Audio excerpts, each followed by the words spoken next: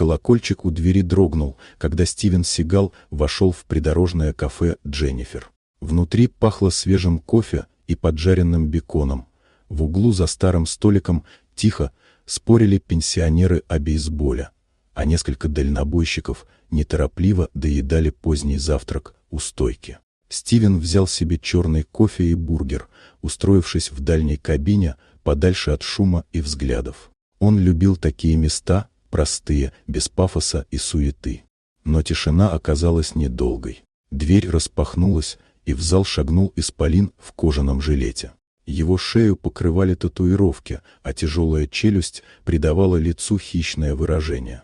Следом вошли трое спутников, держащихся нагло и уверенно. Глаза гиганта скользнули по залу и остановились на Стивене. Этот громила, которого звали Джексон, двинулся прямо к его столику. Его кулак ударил по столешнице так, что чашка подпрыгнула и расплескала кофе. Смех его дружков разрезал напряженную тишину. Джексон схватил Стивена за ворот, но в ту же секунду рука оказалась вывернута так резко, что великан согнулся от боли. Посетители не скрывали изумления.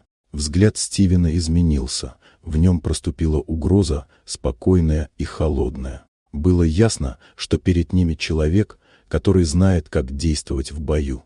Разъяренный Джексон рванулся в атаку, но промахнулся, его кулак с грохотом разнес стойку. Секундой позже он оказался отброшен назад.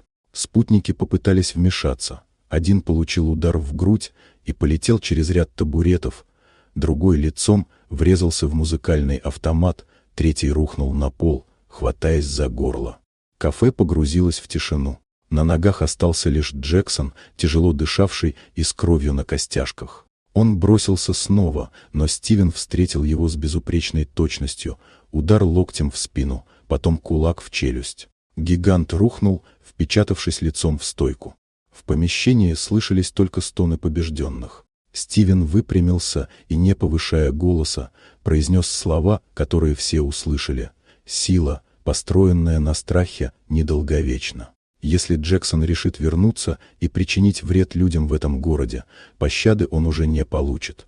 С этими словами Стивен сделал глоток кофе и снова посмотрел в окно. Колокольчик над дверью тихо звякнул, и каждый понял — сегодня великан выбрал не того противника. Вот такая удивительная история. Дорогие друзья, если вам понравилось видео, поставьте лайк, а также подписывайтесь на канал, впереди еще много интересного.